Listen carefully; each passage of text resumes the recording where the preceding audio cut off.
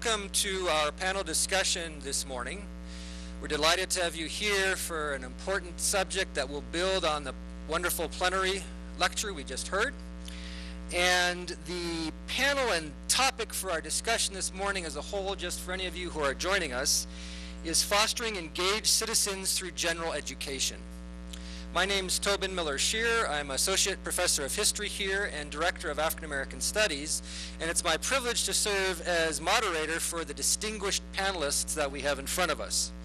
We'll have one more person joining us. He's currently teaching and will be coming over, but the way we'll run this is I'll do very brief introductions of our panelists. They have agreed to focus their comments to about 4 minutes on any one of the questions that are printed in your brochure, which I'll read in a second. And then we'll open it for what I hope will be a robust conversation about the issues that our panelists have introduced. We have encouraged them to be as provocative as possible. So if that comes across, blame it on us, not on them. The folks we have asked to be on this panel have been chosen because they are thoughtful, engaged, indeed I would say sagacious faculty, and are particularly articulate on questions of general education. So I think we will learn much from their comments today, as well as from the conversation that follows. The folks we have on this panel here, first we have Nadia White, Associate Professor from the School of Journalism. Next to her is Kim Reiser, Associate Professor from Missoula College, who is currently the Chair of General Education. Next to her, we are glad to have on the panel Rob Tuck, an Assistant Professor in MCLL. And on my far right is Nate McCrady, Associate Professor of Physics and Astronomy. And momentarily we'll have with us Anthony Johnstone, Associate Professor from the Alexander Blewett Second School of Law. He will be our fifth panelist. But I do want to read into the room the 5 questions that the organizers of this panel have prepared for us, because I think they've put as much time and attention into articulating those questions as they have to the design of this symposium in the main. You can see them before you. Number 1, what can we do in higher education to foster more informed and engaged citizens? What is the role of general education or a liberal education in today's society? What do you see as the strengths and weaknesses of general education at UM? How would you describe an ideal general education? And what are the processes by which we can facilitate general education enhancements? Now, as I said, our panelists have agreed to limit their opening comments to 4 minutes and have even given me the privilege of giving them signs to help them remember that they have agreed to limiting themselves to 4 minutes each. So I will now invite Nadia to start us off, and we will move on down from there. Nadia. Thanks, Tobin, and thanks everybody for being here. And if I don't provoke in my opening statement, it's my father's fault. So take few sharp sticks into your opening statements. Few members of the faculty at the University of Montana really know the technological disruption of the past decade more intimately, I think, than my colleagues at the School of Journalism. All of us there work in and teach to an industry and a way of thinking that has been undergoing profound transformation for the better part of 2 decades. That transformation has underscored for all of us, I think, although my thoughts here are my own and not necessarily those of the school or my colleagues, but they've underscored the importance of being able to imagine what it will take to succeed in a world that is not fully formed, to imagine the role of curiosity and creativity in inventing that world, and the fundamental skills that it takes to learn, to always be learning, what it will take to be prepared for a dynamic, almost now future. So I'm glad we're gathered to start this campus-wide conversation. I served on the Gen Ed committee for 4 years, 2 of those as chair, and I learned a lot in that capacity about how difficult it is to initiate meaningful talk of changing the system we have. I do think it needs changing. Concerns about reform are genuine and often specific to various departments and disciplines, and we do have to understand those in order to move beyond them. So before we can talk about solutions, I do think it is important that as a campus, we come together and agree on what we, as an institution, would like general education to do for our students. We have to agree on our objectives before we can evaluate the alternatives, although we need to hear the objections as well. I know that a lot of you would agree that regardless of their major, students graduating from the University of Montana should possess the skills of an empowered citizen. They should have the power to identify problems, to contemplate how people unlike themselves experience life, to tap the curiosity it takes to create new solutions, and the skills to evaluate those suggestions. They should each be able to work with people, even and especially others they don't yet know, to turn critical thought into meaningful action. Understanding and working with others, or at least the ideas that others offer, is fundamental to UM's goals. The general education requirements commitment to communication are among its strengths. Question number 3. It makes sense then to emphasize the ability to write clearly and to speak a foreign language, or at least to know firsthand the challenge of speaking across cultures. Because identifying problems and evaluating proposed solutions are essential tools for making meaningful action, emphasizing quantitative fundamentals and technological skills for analysis and creativity in math and science, those make sense. They're part of what we do well. These are our strengths.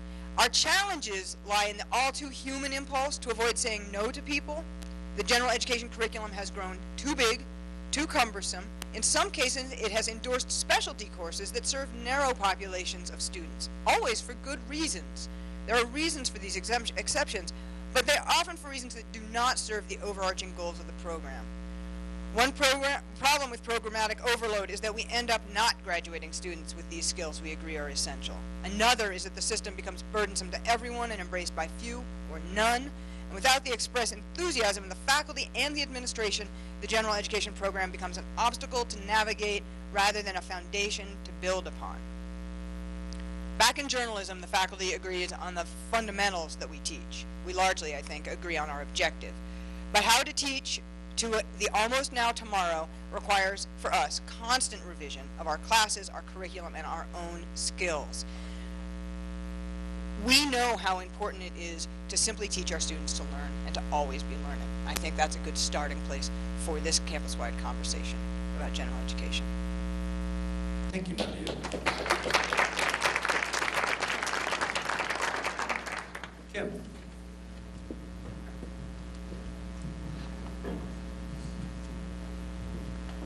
Deborah Humphreys provided a definition of liberal arts education, and I wanted to start with that because I thought it provided some continuity in our general education curriculum. So according to her, liberal arts education is strong practical skills that span all areas of study, such as communication, analytical, and problem-solving skills, and includes a demonstrated ability to apply knowledge and skills in real-world settings. She also noted the importance of pathways, in which both general education and education in one's major are important. And I think both are important for informed and engaged citizens and are important for professional success. And I'm going to provide another definition here too, and that's our general education preamble. And I think it does a really good job of doing both of these things, creating pathways and then also looking at that definition. So our general education preamble at the University of Montana is designed, and this is quoted from the preamble, to provide a high-quality intellectual foundation that accommodates all UM students, whether in liberal arts or professional programs. This foundation will be reinforced, expanded, and refined as students continue through their course of study. Students are encouraged to prepare for productive roles in their chosen fields by cultivating civic awareness vital to the greater community and a democratic society. And I think that one of the major barriers that we have to improving general education at the University of Montana is we see professional success and general education as being in opposition to one another.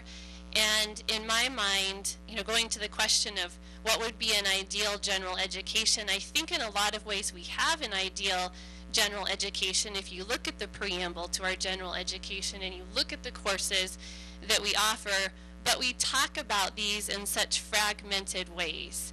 And I don't think the two are necessarily mutually exclusive, that we need pathways between general education and majors. And to really have meaningful dialogue about that on this campus, we need to step out of our disciplines and see how one leads to the other, how one complements the other, how they're not necessarily in opposition to each other. I teach at Missoula College, and I teach in the Department of Applied Arts and Sciences, and my area is Communication Studies. And all of the courses in my department serve for general education toward the AA degree. They're primarily the first 2 years of general education in a student's pathway, whether it goes to a different career or if it goes to the Bachelor of Arts degree, which represents a majority of our students. And so I see, with the pathways that we create both to the BA or to a professional program of some sort, that there really is some continuity there. But so often we have debates over, are we professional, are we gen ed? And I guess my idea of ideal general education would be to see us as both. And maybe it's not reforming gen ed in its entirety, maybe it's a better articulation of our general education. And for instance, on our committee the other day, one of our student representatives said, we asked, well, what do you think an ideal general education would be? That it would be nice to know how it applies to the workplace in today's economy. And of course, we don't want general education to be just about professional skills. It's about being broad. It's about being democratic. It's about critical thinking. But those are all soft skills that are really important in the workplace today. So expressive arts, it teaches you to be a quality communicator in the workplace. I always say to my communications students that there are many, many studies that have been done that talk about communication being the #1 skill that employers seek. So it's part of our general education curriculum. And it also leads to professional success. We're at 4, Kim. Okay. You want to do a closing here? Go ahead. Yeah, I'll close. So I believe the conversation is a challenging one because it's oftentimes fragmented. And I think that it's really important when we look at ideal general education that we look at how the qualities lead not only to good citizenship, to life success, but to professional success as well, and better articulate that for our students that are very, very important stakeholders in ideal general education, as well as the many disciplines on campus. Thank you. Before we want to welcome Anthony Johnstone to the stage as well. Good to have you here, Anthony. Thanks. Just got done teaching survey course, gen ed. Rob. Yes, thank you, and I'd like to thank everyone for being here today and also for the invitation to take part here. Very quickly, Kim's comments remind me of the old joke about the student who majors in philosophy and then graduates only to find that none of the big philosophy firms are hiring, if we're talking about the... and things that I think is probably apparent, I am the most junior member of this panel here. I've not served on the Gen Ed committee, and so I had to think long and hard about what it was that I could contribute to this particular discussion here, and I decided to make a couple of points that draw really on my own personal background and academic training. I teach Japanese, which, as I often say, is the obvious choice for a white guy with a British accent. But I did not go through the US system as an undergraduate. I went to Oxford, and I did not have the experience of the kind of broad-based liberal arts training that the American model is so well known for. The UK system, as I experienced it, was 3 total subjects in high school, and then 1 subject as an undergraduate from day 1 and nothing else. And for me, that degree of hyper-specialization was excellent training up to a point, so long as I never had to go outside of my comfort zone.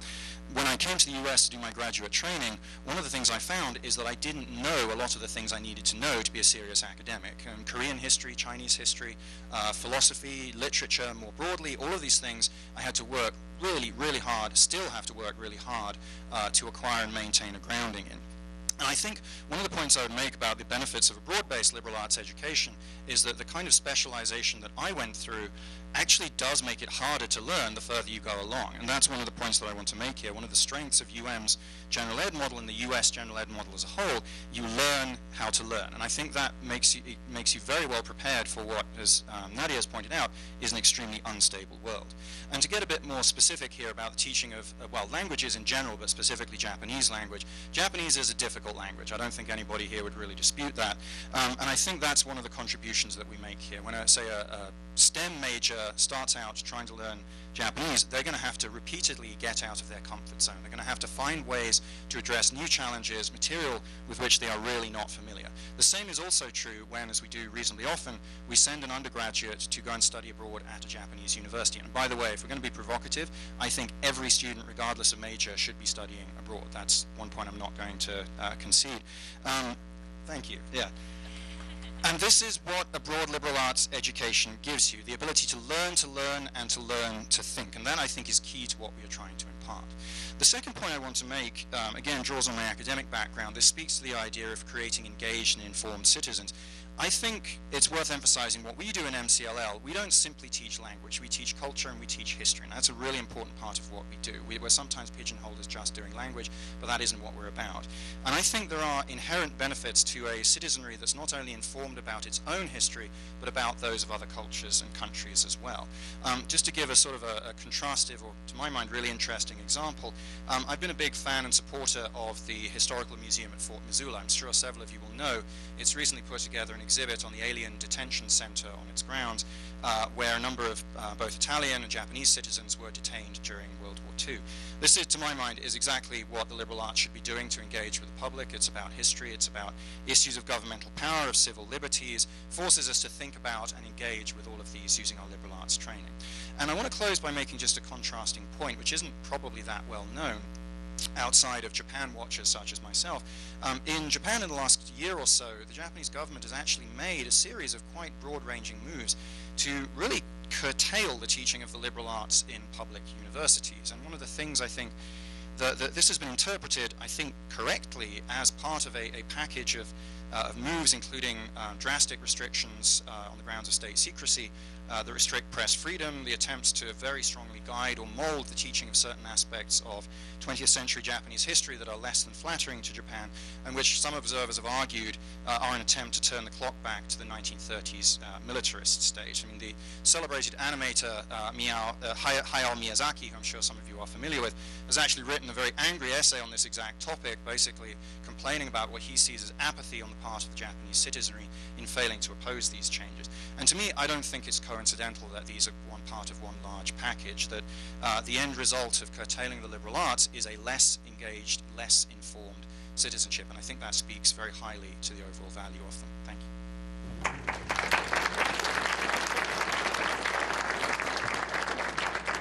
Hey. All right, yeah, I wanted to address particularly the question regarding the role of general education in society. We saw our speaker this morning, Deborah, mention and Nadia reinforce this notion that we live in a society that's undergoing very rapid change. The access to information and the democratization of information, the flattening of the hierarchy of who controls power in terms of the flow of information has changed dramatically in an era of the internet. And at the forefront of a lot of the decisions that we're facing is science. And as a scientist, the scientist on the panel today, I wanted to address particularly the role of science in society. We see that a lot of the big issues that we discuss in the marketplace of ideas right now involve science in one capacity or another, science or technology. I just wrote down a few examples here. Climate change comes to mind immediately as a major pressing concern for all citizens of this world. Healthcare, questions regarding the efficacy and ethics of vaccines are much in the news. Energy policy, where our energy is going to come from and how that affects climate change and how it affects the environment that we live in. Agriculture, just one example from agriculture, genetically modified organisms, genetically modified foods. Science and technology have a big role in there. Such things as nuclear weaponry, fights against terrorism, involve very fundamental scientific concepts. And just to be a little bit into my own field here, just questions of exobiology. The idea that there are almost certainly living things on other worlds than our own, and that we are beginning to be able to find those. And such an idea would be transformational to our notion of what it is to be a human. Science plays a huge role in all those things, and our discussions in a vibrant democracy involve some level of scientific understanding and some level of scientific competency. But I want to make an important point. We have vibrant democracy in our title today. Science is not a democracy. I want to emphasize that. It is not a question of who has the best idea or who's able to best present their case or win over the most people to their idea. That's not how science works. Science works by scientists going out and using evidence and using experiment to identify how nature works. Nature has the answers, and nature is only going to let us find them by doing the hard work and understanding the evidence that we have. So from a general education standpoint, I think it's really essential that students understand that what scientists do is reason from evidence. That's something Deborah said this morning that really caught my attention. We reason from evidence. And the idea that you can build an argument from evidence as opposed to we want this to be true. It would be more convenient if this were true.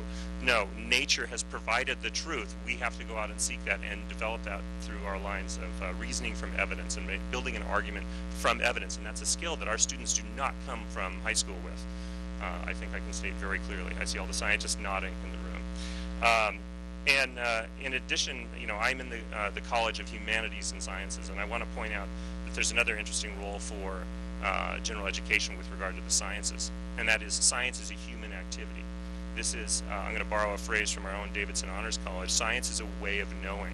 This is a thing that humans do, a way humans pose questions to understand their world, spoken broadly, the environment that we live in, the daily conflicts and questions that we face. Science is a way of approaching those questions. There are other approaches in the humanities. Philosophy comes to mind immediately. Literature comes to mind immediately as a way of understanding our world and our environment and what it means to be human. But science is a human activity. It's a way that we learn the environment around us. And I think it's very important for engaged citizens that listen to people telling them things that they assert to be true, to be able to have that sort of detector to say, wait, that doesn't match up, that doesn't sound true to me. I don't see how your argument flows from your evidence. I think that's an essential skill for a democracy, and I think Thomas Jefferson would agree. Thanks, Dave. Anthony. Well, I kind of have I'm the lawyer on the panel, and I actually don't have undergraduate students. I'm speaking from kind of a cross-campus perspective from a place that is about training people to solve problems. I think lawyers, whatever else you might think about them in some ways, are one of the world's social engineers. We have to figure out ways how to structure the rules of society so that it serves everyone and deals with some of these big changes that we've been talking about and challenges. I want to take a point from, I was able to see Deborah Humphrey's presentation beforehand, and one of the points was the capacities most important for responsible citizenship are the same as those that are most important for long-term professional success, and talk a little bit about that alignment as I see it from the law school. I'm a constitutional law professor, so I favor James Madison to Thomas Jefferson. And Madison had some good thoughts on public education as well, and I hope we're remembering that this is, particularly with respect to democracy, the importance of the public and the public education we provide. One of the things he'd said in some advice about Kentucky's public schools back in 1822 is knowledge will forever govern ignorance, and a people who mean to be their own governors and live in a democracy must arm themselves with the power which knowledge gives. As I read through this letter, I thought about actually some of these interesting things. He actually then went on to suggest some of the subjects that you might think about in the general education of the day. And it was fascinating. He said in addition to reading, writing, and arithmetic, which the instruction of the poor is commonly limited in these respects, he talked about geography. He talked about the importance of an acquaintance with foreign countries, that never fails in uncorrupted minds to weaken local prejudices and enlarge the sphere of benevolent feelings. He talked about, as that knowledge of the globe grows, to develop a general taste for history, an inexhaustible fund of entertainment and instruction.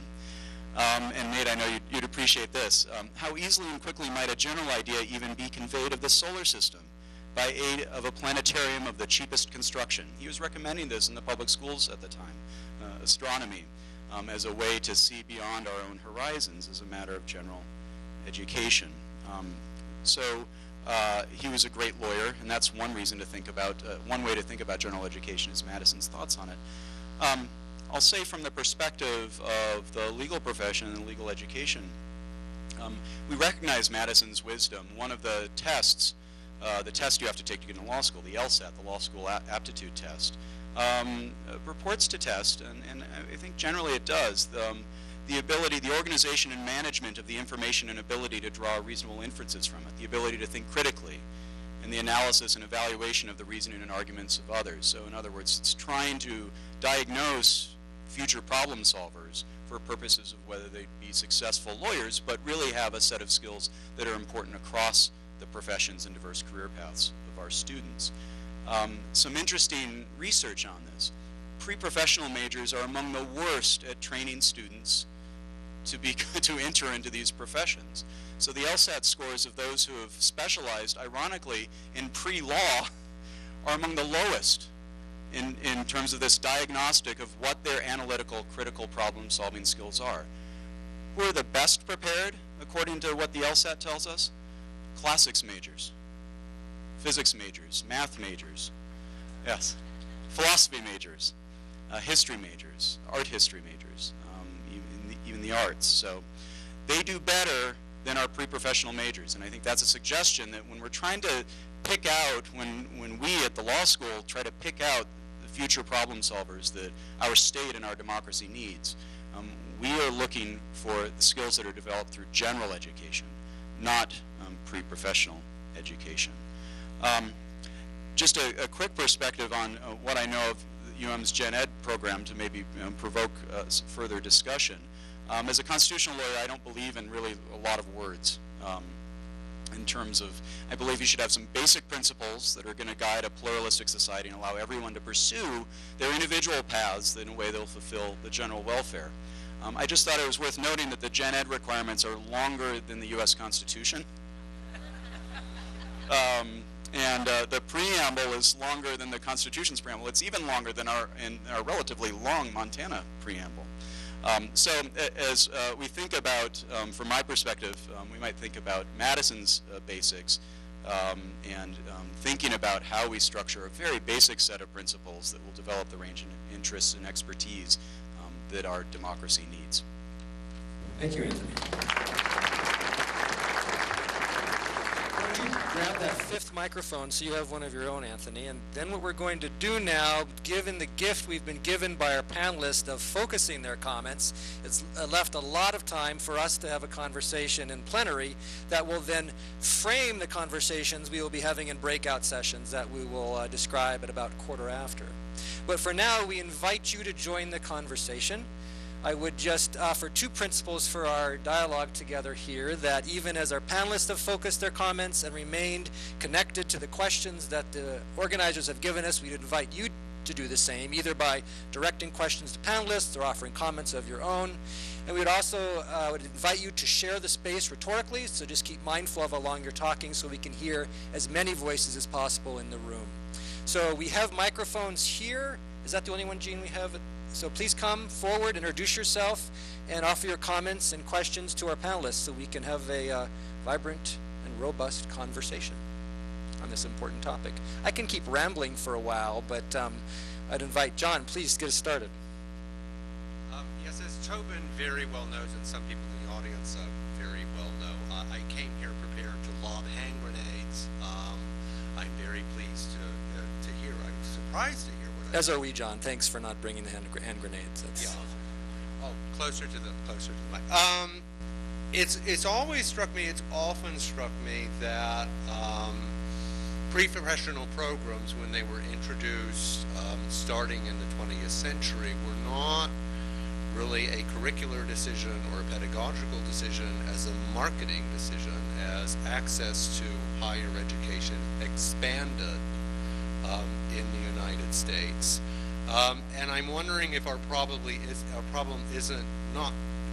may not be restructuring general education, but finding a different way to market it and having everything be more succinct. I agree, less is more. Having helped write the preamble of which you just spoke, which I suspect has undergone revision several times. But I wonder what the panel thinks about that idea. That maybe what we really need to do is explain to students better why this is useful and how it's going to help them, because they don't understand as 18-year-olds, and very often their families don't understand, and they have to sell the decision to go to college in the first place. Thanks, John. Panelists, how do we sell this? I'll dive in here. I think this is an interesting point that you brought up here, is that Deborah had something very alarming on her slide this morning, and she chose President Obama's notion, or President Obama's quote in particular of this about needing to have a jobs focus. Let's get these students in careers, and it's a very vocational sort of approach to education that's antithetical to what we are doing and what many across the tradition of a broad-based general education, liberal arts education in our country has done. And this is very different from Europe. This is very different from Asian higher education. And I think that, in our own state, we're sometimes derisively known as the dance school because we offer dance programs, and it's just absurd to me that that's a pejorative in this state. I think it is a question of marketing, and I think this is a place where the University of Montana can lead, where we can be out in front of this and point out the benefits to our education, as opposed to just a strict, you only take engineering courses or something like this. I think I want to just echo your comment that I think this is absolutely essential, that we frame this as what we're doing, that the general education aspect, the liberal education aspect, as the broad-based education, is essential to a college education for future leaders, for future members of our democracy. I don't know that I have the solution, but I think that as a key point of that is not something that we should try to work around. That's something we should be leading with. That is a strength.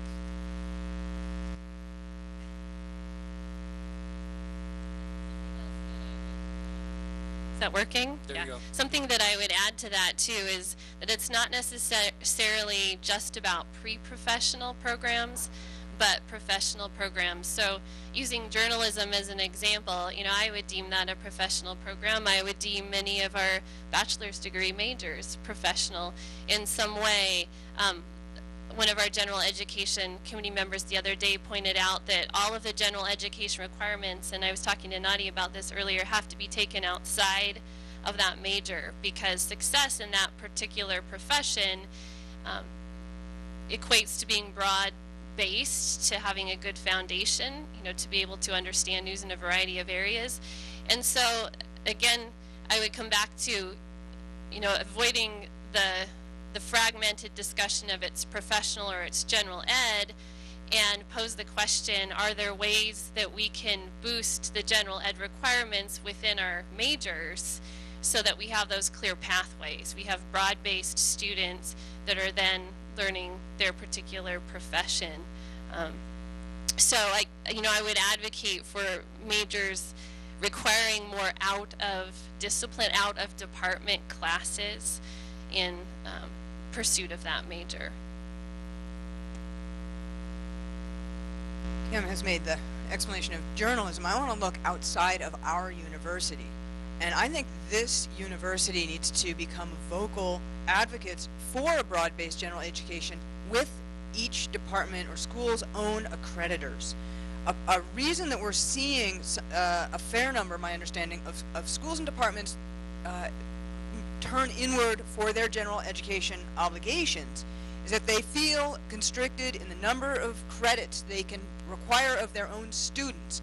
And so they're essentially double dipping and designating their own required courses for their own majors as general education courses. And it raises the question, are these courses generally accessible to non-majors? Can non-majors generally succeed in all of the general education designated courses, or is a fair number of those specific to the major. So I'm taking what Kim was saying and going one step further. Not only would I like, and I think most people who have been involved with the general education debate, to see those requirements moved outside of the majors, but to the extent that the accreditor's obligations and requirements are an outside force that are constricting our majors' ability to construct their own pathway, I think this university needs to advocate for a better understanding of general education needs within the majors, within their accrediting agencies outside. So take this from the University of Montana out to the world of chemistry, of journalism accreditors. We have our own problems there. And talk to your accrediting agencies about the need for more flexibility and greater change and less professionalism in the obligations of your accreditations. Just Anthony, and then come up, Dr. Humphreys. So I Googled this morning just to make sure that I had my statistics right on classics majors and law school and everything. I just want to let everyone know that the first hit on that is a philosophy department, right? So it's this is about marketing, telling the story about how general education makes you a better professional in whichever career. And the philosophy departments know this, and so they've taken this study, and maybe the person who ran the study was a philosophy professor, but they figured out it ties directly to career outcomes. General education does, and we need to tell that story. Dr. Humphreys, please. I just wanted to say two comments on the question of is it about marketing or marketing and communications about Gen Ed. We certainly think it is partly about that, and we have some resources on it. Our best-selling publication of all time is a little booklet we did called Why Do I Have to Take This Course?, which is for communicating with students about Gen Ed. But I don't think it's only about marketing. So it's definitely that, but it's also about what you all are struggling with, which is the actual design of how you do it.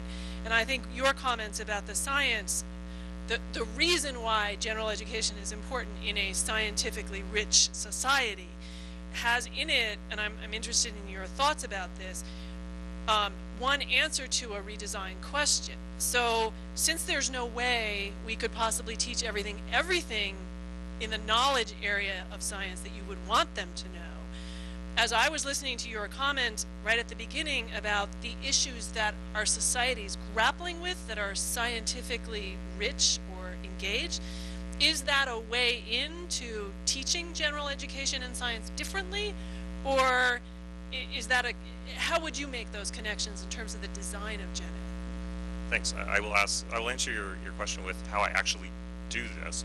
So I teach a couple of general ed courses, and one of them is the sort of Astronomy 101. We have a different number for it here, but it's basically probably what many of you took in college, is to say, hey, let's go study the stars with Professor Bob or whatever. And one thing that struck me the second time I taught that course here, and I've taught it at other institutions as well, is that course here is possibly the only science course, or one of only 2 science courses that the students taking this class will take. And in particular, when I ask the students what are their majors, I expect a lot of business majors, I expect a lot of humanities majors. I think I was chastened to find out that many of them are education majors. And so this is the one shot I've got to get science across to people that are going to teach science to K through 12 kids, or certainly K through 6 kids. And so Tobin invited us to be provocative, so I've done a provocative thing, and I've done it twice here now, and now I'm going to say it publicly.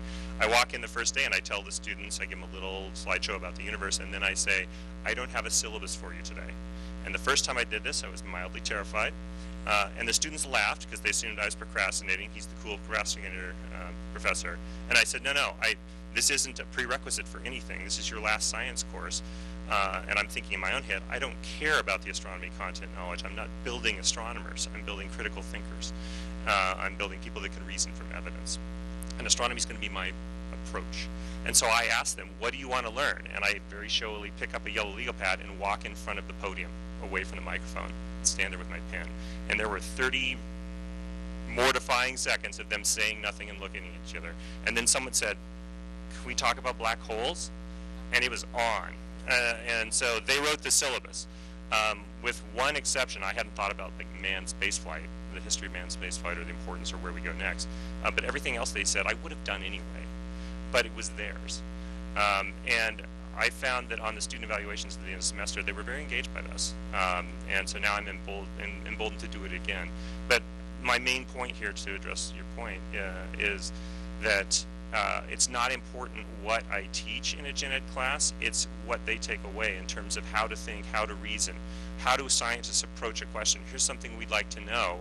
What's our approach? What do we do? How do we think? And that becomes the challenge for me, is how do I model or get them to engage in that practice of, here's some disparate bits of evidence.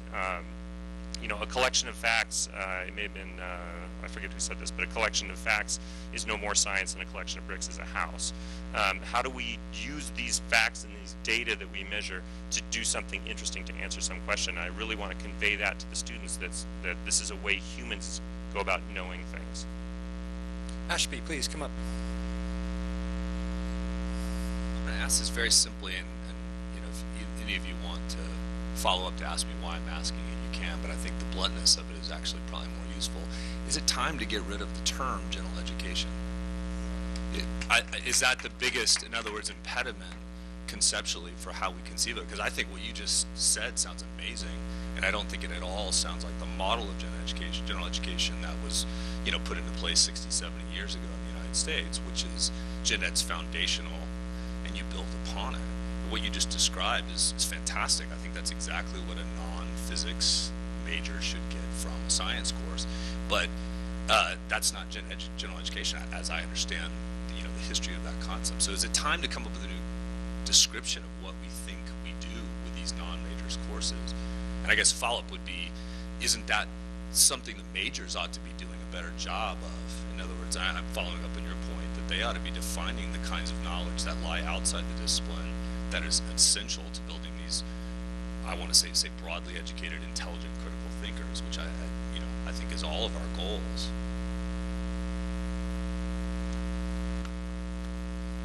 Okay, he's been provocative, so now you gotta return the favor. I'll take you on it, Ashby. It's should we change the name of gen ed? I think we certainly could. I think a lot of institutions have, and I think our honors college maybe uses ways of knowing, broader definitions. I think there's a risk of chasing trends and falling out of fashion in fairly short order. But I would doubt that there would be a big rallying cry in support of keeping this name forever. Very few people engage in the important conversations and debates that go on every other week at the General Education Committee meetings. In fact, even members of the General Education Committee often fail to engage in those debates. They are drawn from the faculty. That committee is a very important piece of faculty governance, and if changing the name or changing the structure is going to happen, that's the current way we do that. And so, you bet, let's talk about changing the name. I would be totally okay with changing the name of the general education requirements if you just need a yes, no. But what would we change it to? I don't think that small committee should come up with the answer if they expect buy-in and embracing inside this academy and pushing it, as I've suggested, in part of our communication of who we are outside of this campus. Everybody needs to take part in that conversation. That is not happening right now. That is part of the problem with the structure of general education, is a generally unengaged faculty in that. And I would say, yes, sure, let's talk about the name, but let's talk about a whole bunch of other stuff too. Next question, please. Hi, my name is Jen, and I'm a staff member on campus, and I'm actually going to be a little brash, and I apologize for spending UM's money, but Professor Tuck, I think you hit the nail on the head, and everybody in this program should be required to do a study abroad. I did it 20 years ago, graduated from the University of Montana, left and traveled all over the world, and I gained communication skills. I gained problem solving and analytical skills because I was by myself and I had to figure out how to function in a world that was not my own world. I took history courses from the professors in the country that I was in, and I learned more about the country because I could see everything there was. and the places that I had been to touched on all different parts of what I think general education is all about. So every one of you have programs or departments that can be somewhere in the world. Go study in Papua New Guinea and do research on turtles, or South America and do additional research. But I personally think we should spend UM's money, sorry. And if anybody has a budget solution to that, that would be great. But put the money, maybe research. Scott, could you give us some money in research to fund that kind of stuff? So I guess I'd ask for an opinion on how could we get that into the general education requirements. Ooh. Okay, yeah. I've only been here 3 years, so I'm not sure I can necessarily help with that. But yeah, no, I completely agree. I mean, I studied abroad actually twice during my program. That was one of the things that was unique about it. First time I absolutely hated it. I had a miserable time. I didn't know what I was doing. I really wasn't probably mature enough to figure it out. By the end of it, I definitely was. It was a hugely formative experience for me. I mean, over to the foundation, I guess. Can you guys help us out here with the fundraising? I mean, it would be magnificent if it were possible for everybody to study abroad. I know right now I'm looking at a tie-up with a university in Japan that teaches most of its courses in English. We're trying to sort of take a step towards making that a realistic possibility, that you can go and study abroad, even if you don't necessarily have a language major, that you still can have that experience. I mean, the practical issues are the real challenge. It's easy for me to sit here and say, yes, everybody should study abroad. I'm not the one who has to dip into my own pocket to pay for it. But yeah, I completely agree with everything that you just said. While we're waiting for the next person, I'm going to jump in here with moderator's privilege and ask my own question.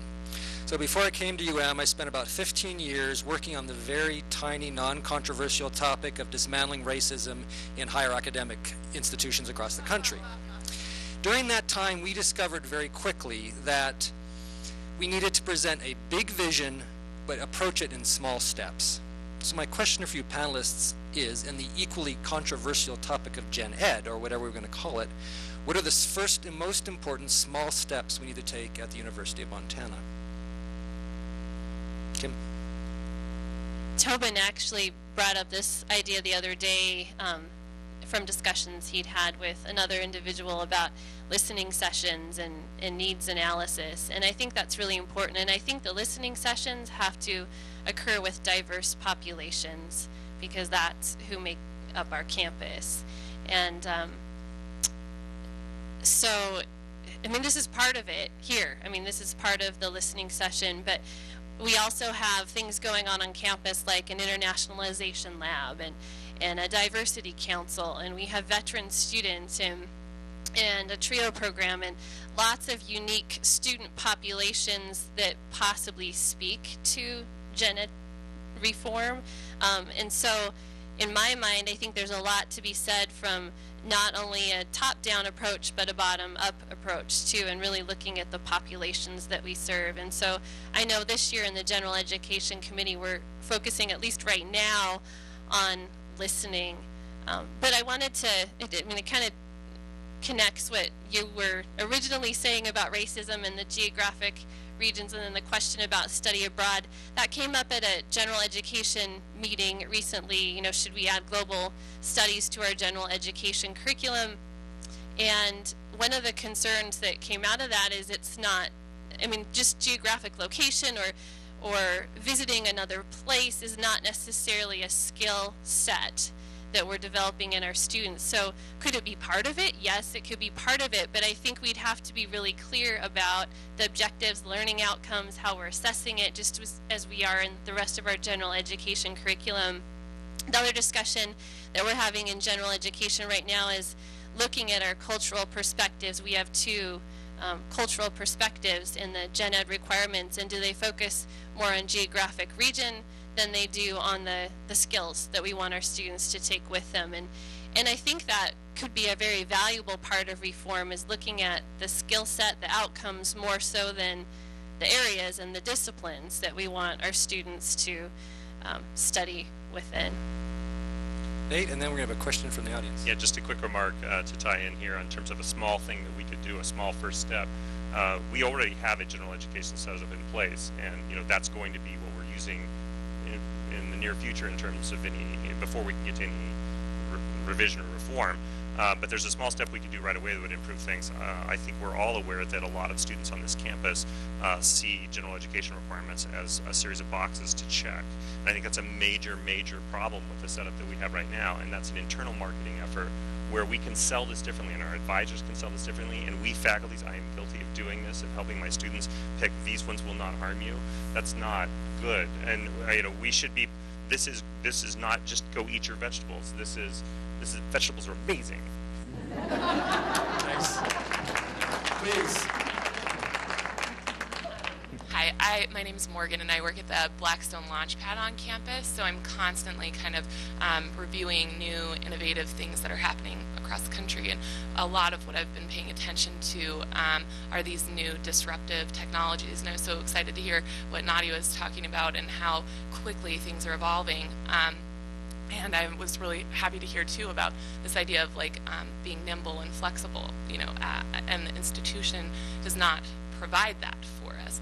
So when places like Coursera are now funding 2-year academies to train people to work at Facebook and Google, and Arizona State University has a partnership with Starbucks, and where do we fit into that, and how do we stay competitive? Because I work with the Montana Code School as well and think it's a great supplemental program to what we offer, but I don't want the next president of the United States to not go to a 4-year institution to get a well-rounded perspective on the world. So where do we fit into that, and how do we stay competitive? Great question. Panelists.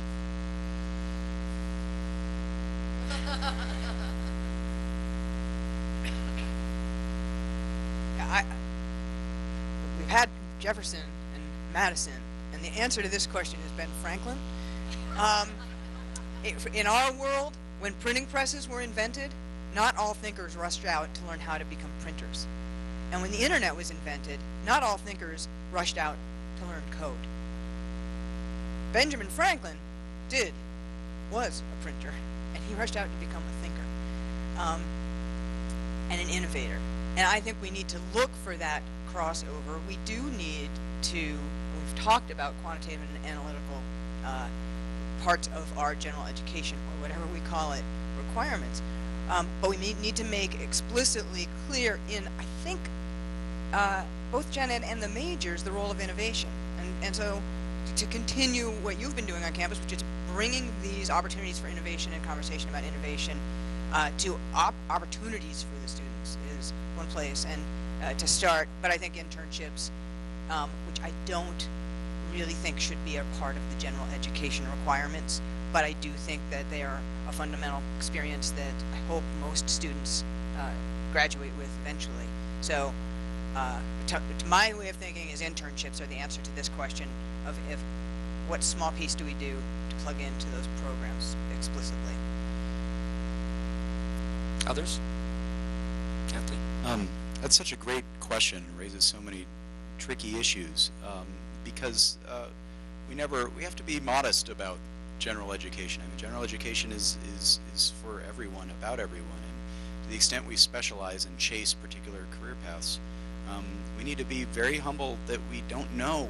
We have great hopes for our students, and we don't know where they're going to end up. And so I think we don't want our president to have, we want them to have had a general education, but we have no idea which among us are going to be the president. So we have to make it available to everyone, which we're very suited to do. I think you're right to sound a note of caution. We have to be very careful not to chase trends or money, even if it takes our students abroad, to specialize too much. It has to be available to everyone and be basic and general, inspired, but general and available to everyone.